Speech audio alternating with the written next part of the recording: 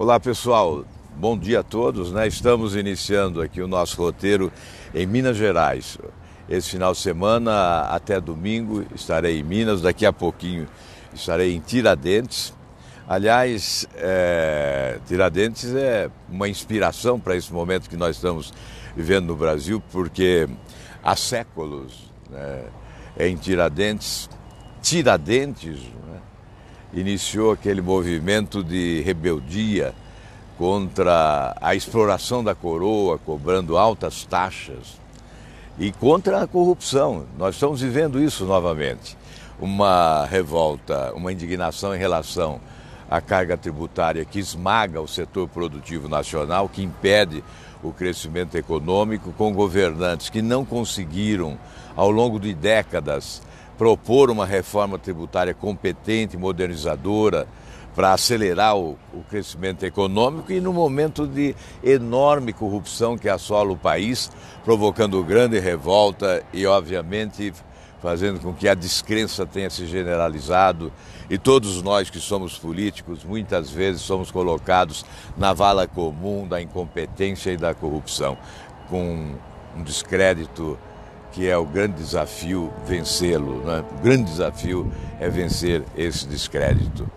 Hoje nós vamos a Tiradentes, lá se reunirão empresários e políticos e nós teremos a oportunidade de falar sobre a dramática realidade que vive o Brasil. Ontem fui à tribuna para mostrar o crescimento avassalador da dívida pública do nosso país, que já alcança 5 trilhões e 45 bilhões de reais. Isso tudo se agravou a partir de 2008, portanto há 10 anos. Nós tínhamos uma dívida de 1 trilhão e 500 bilhões de reais em 2008 e hoje temos uma dívida de 5 trilhões e 45 bilhões de reais, conforme o Banco Central informa. Por que a dívida cresceu tanto? O que fizeram com o nosso país? É por essa razão que eu tenho dito e repetido muitas vezes: os governantes brasileiros dos últimos tempos devem pedir perdão ao povo desse país. Devem pedir perdão, porque isso significa destruir sonhos, esperanças, oportunidade de trabalho, de salário, de vida digna. Não há como aceitar esta situação de tragédia política no Brasil, de caos administrativo, que leva um país tão rico. Olha as montanhas de Minas Gerais, um estado extraordinariamente rico, com minério, com uma produção agrícola exuberante, com uma industrialização crescente. Aqui nós somos próximos de Betim. Aqui há um grande parque industrial, automotivo e indústrias de vários gêneros, né? Então, o Brasil é isso, é uma riqueza, o Brasil é uma fartura. A produção agrícola do Brasil impressiona o mundo, né? O mundo vai precisar muito mais do Brasil, porque vai precisar aumentar sua produção em 60%, para atender 9 bilhões e 800 milhões de habitantes em 2050, e 40% disso tem que sair aqui do Brasil, mas nós estamos vivendo essa dramática realidade. O Tribunal de Contas, nessa semana, revelou que o próximo presidente da República não terá recursos para pagar salário dos servidores. Então ele será síndico de uma massa falida. Mas o que deve o brasileiro perguntar é exatamente por que chegamos a esse ponto. Se esse país é extraordinariamente rico, nós estávamos falando das riquezas de Minas Gerais, esse país é extraordinariamente rico. Nós temos, lamentavelmente, potencialidades econômicas extraordinárias que não foram ao longo do tempo exploradas com competência e com honestidade pelos governantes do país. Eles fracassaram. E eles instituíram este sistema, que é um sistema corrupto e incompetente, que é a causa dessa desgraça, não é? Olha, como conviver Como admitir esta convivência, não é? Da fartura, da riqueza, da prosperidade de um lado e a pobreza, a miséria, o infortúnio do outro lado? Como aceitar esse disparate, né? Essa distorção gritante, esse contraste gritante, né? Alguns com muito, alguns possuindo além do que é necessário, muito além do que é necessário, e muitos nada possuindo, quase nada possuindo. São 52 milhões de brasileiros abaixo da linha da pobreza. É por esta razão, aos que não acreditam, e eu lamento que não acreditem, porque desacreditar disso é desacreditar do futuro do Brasil. É por isso que eu tenho pregado a refundação da República, que eu repito, não é um slogan de campanha, é uma necessidade, é uma exigência, é uma aspiração nacional, é o caminho do nosso futuro. Se nós não refundarmos a República, nós não temos futuro.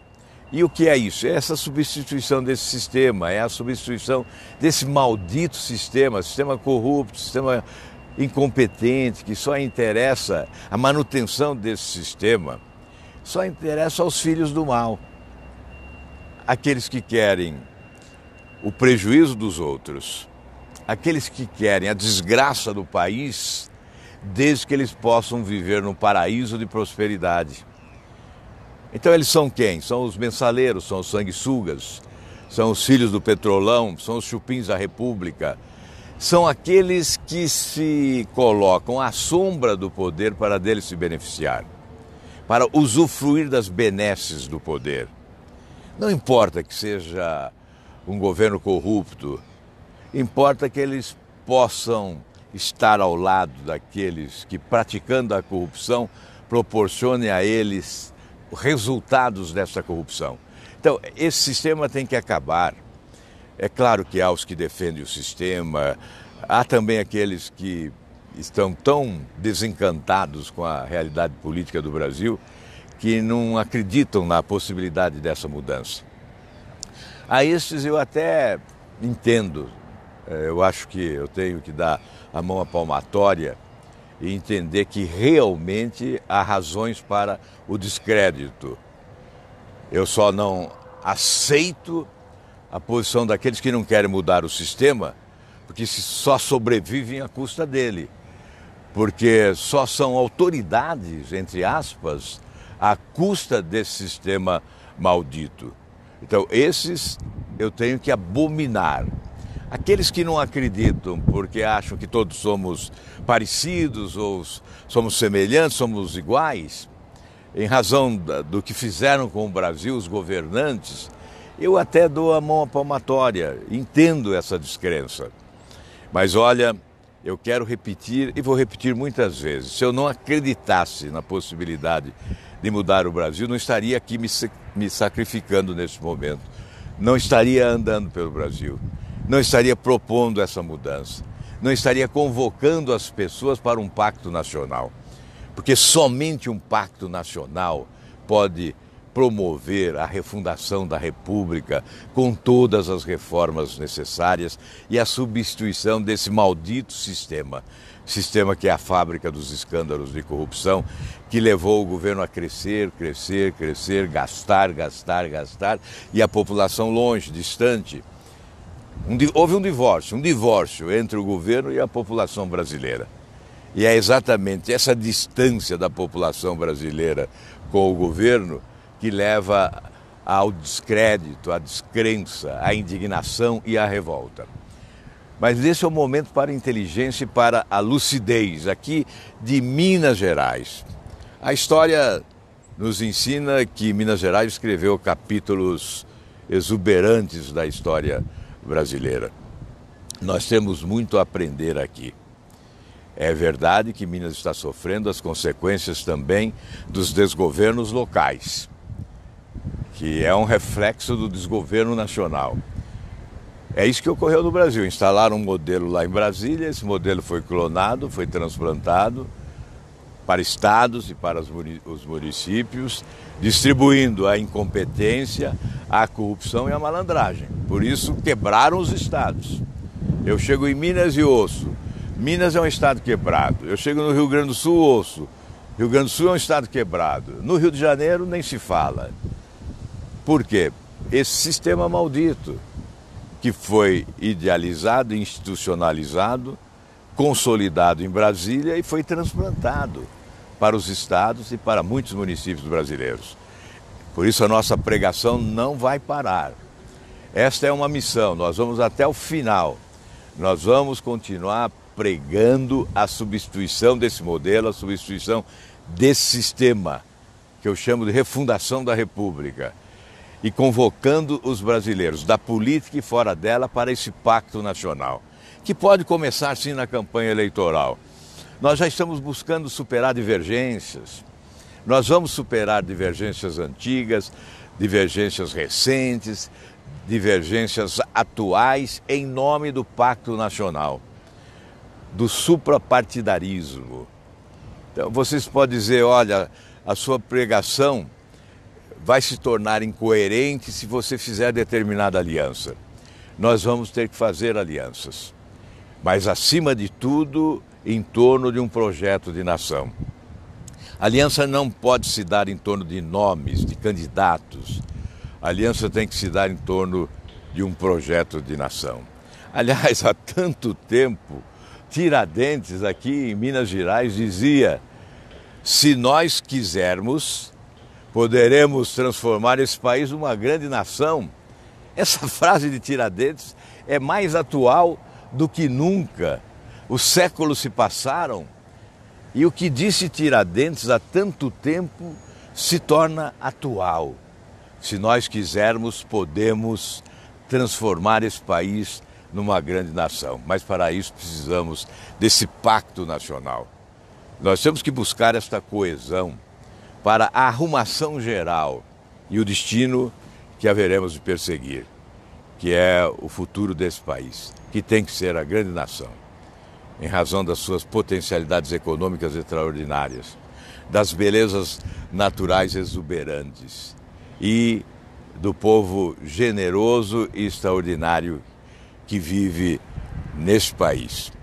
Este é o objetivo de todos os brasileiros de bem.